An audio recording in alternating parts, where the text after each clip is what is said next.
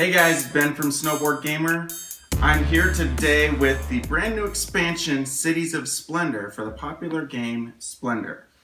I'm going to be doing an unboxing and I'm really excited. This game was released at Gen Con over a month ago and was supposed to hit retail stores in August. They finally got it in this week and I am super excited to see what is in the box. Cities of Splendor is for 2 to 4 players, ages 10 and up, and plays in 30 minutes. So it did not increase the playing time of the original. This box contains 4 separate expansions: the cities, new objectives; the trading posts, amazing powers; the Orient, new cards; and the strongholds, new interactions. This is not a standalone product, requires Splendor to play. Alright, let's see what's inside the box.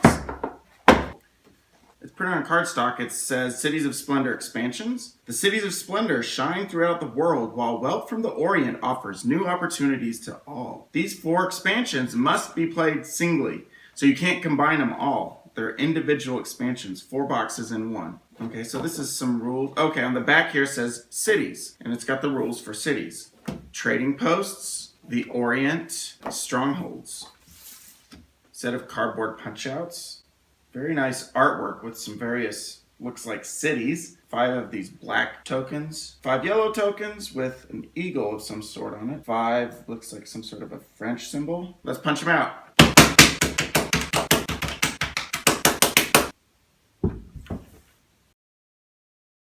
A second cardboard punch out with 3 more city tiles and a 4th one printed sideways, and then this first player tile, which I just noticed right here. It says first player tile, and it's got a picture of the original guy on the Splendor box. On the back side has the lady that's on the Cities of Splendor box. And then 5 blue ones with some sort of a lion on it. Let's punch them out. A pack of cards with red backs on them, which have 3 dots on the bottom. There are some that have 2 dots and some that have 1 dot. In similar fashion to the original, 3 different stacks, but they have red backs. This one has a brown bag in the upper right hand corner. Various numbers and quantities at the bottom. These ones all have the 2 wild tokens in the upper right, and they all have 3, just 1 of each color in the bottom. Those are the 1 dot cards. Now the 2 dot cards, ooh, interesting. 2 whites, 2 blues, 2 greens, 2 reds, 2 brown or black. We debate over whether that's brown or black. I think it's more of a brown, some say it's black. These ones all have 4 and 3. 4 of one resource, 3 of another, but they provide 2 at the top. That's really cool. There are no point values on those ones. These ones all have point values, but they only provide 1 at the top. 3 of them have 1 gem, red, green, white. Then they also have this little picture here with an arrow and a square that says Splendor over it, which looks like one of the nobles. And they all have various spread outs of 2. And then 2 more, these are still the 2 dots, that have the bag in the upper right, but they also have a plus square thing with a 1 dot. And they're 4, 3, 1. Now for the 3 dot cards here. 5 of them that provide 1 gem and 3 points. But in the bottom left, it shows 2 colors. There's 1 of each. For example, this one has 2 reds, and it shows 2 red gems, but a line through the red card. There are 5 that also provide a gem, but no point value. And they have, wow, 6, 3, 1. All of these are 6, 3, 1 in various spreads, and 1 of each gem. Those are the new cards in Cities of Splendor. Let's see what else is in the box. A large cardboard token here. I believe this is the trading post. This one has these little symbols of these things that looks like they fit in here. And at the bottom, wild, equals, and then 2 circles with equals. 5 green gems plus, it looks like maybe a noble, some gray with a person on it. And then 5. 3 black, and then 1 slash, and then one of a shield thing. On the back, it shows 3 red gems, 1 white gem, gray with a green arrow, and then a little small arrow to a round gray symbol. 2 white, 2 round equals, and an arrow, and then a circle with a not equals. 3 blue and 1 black. And the final thing in the box are these, I believe these are the strongholds here. There are 3 of each one. 3 yellows, 3 reds, 3 blacks, and 3 blues. This is what's included in the Cities of Splendor expansion. I'm really excited to play this. Let's see how it fits back in the box now.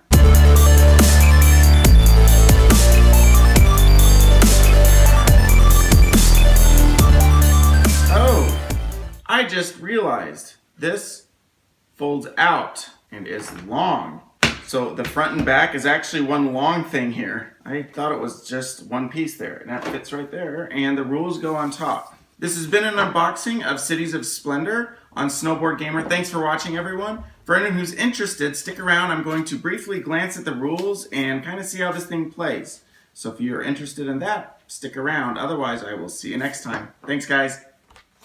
The Orient. The Orient is now opening its wealth to all, and patrons are more and more attracted by its exoticism. In this fluctuating context, will you be able to transform your commercial empire? The cards from this expansion place the nobles at the heart of the new strategies. Find the best way to get them faster, or to reserve them. Ooh, you can reserve nobles? Or to make your cards profitable once they are gone. Okay, you have the original Splendor setup, and then those 3 red decks you put over here. That's the Orient expansion. Additional rules. Replace any purchased or reserved cards with a card from its matching deck. Therefore, at all times during the game, there must be 4 base cards and 2 of each level face up. So it's just like the original, but you have 6 available for purchase instead of 4.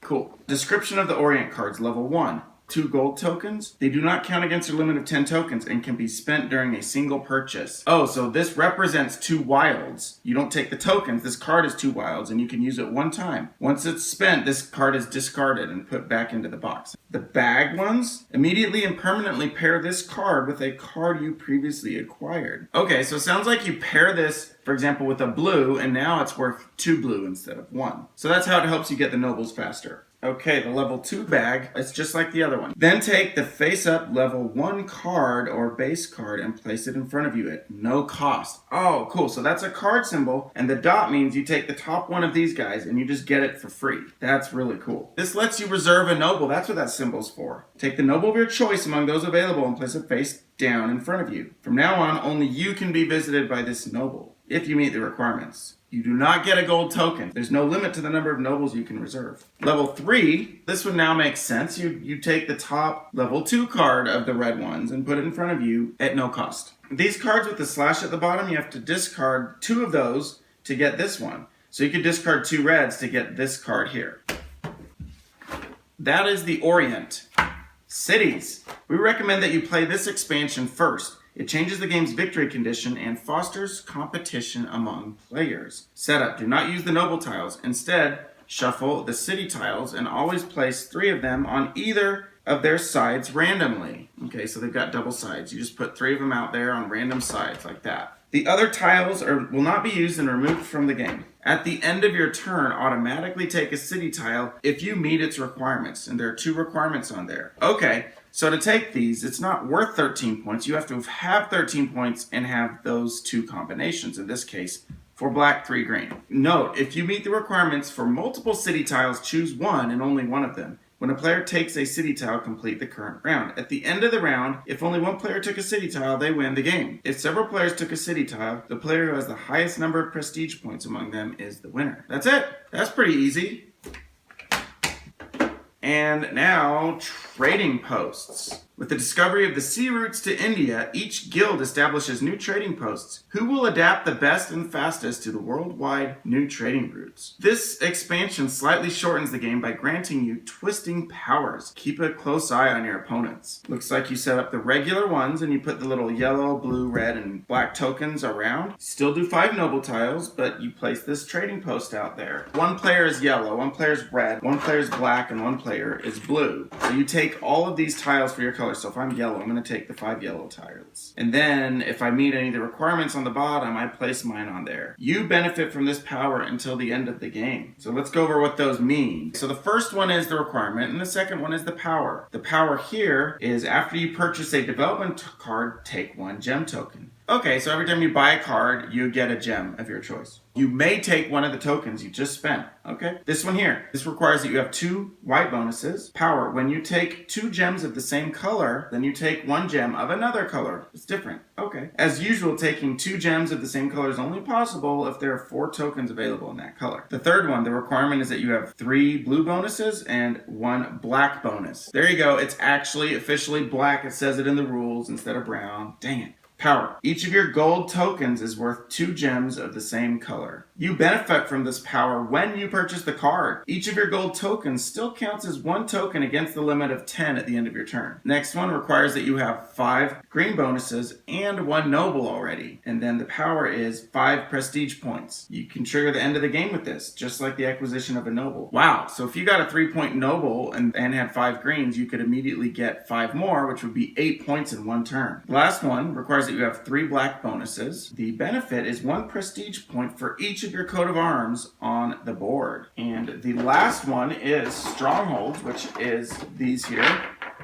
While big cities establish trading colonies, the stakes and tensions emphasize. Each guild builds strongholds to protect its wealth from adverse ambitions and to facilitate its expansion. This expansion adds more interaction and can slightly lengthen the game. Find the perfect balance between slowing down your opponents and speeding up your acquisitions. So there's 12 strongholds, 3 per color here. Each person takes the 3 for their color. Each time you purchase a card from your hand or from on the table, you must choose one of the following 2 options before replacing the purchased card.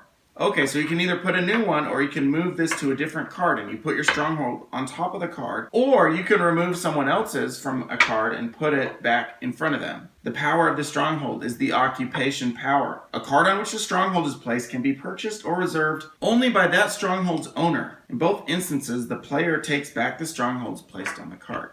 So when you buy a card with your stronghold on it, you take it back, and when you place it on it, you're essentially reserving a card, but someone else could remove yours off, or you can move it to a different card if you want. That's pretty cool. Conquest power. While your 3 strongholds are on the same card, you can purchase this card after your action, whether you took gems, reserved, or purchased 1 development card. Ooh. So if you put 3 of these on, you essentially get another turn. Specification. This purchase must be done before a noble visits you and before checking the number of tokens. And then the back just shows an example. That's it.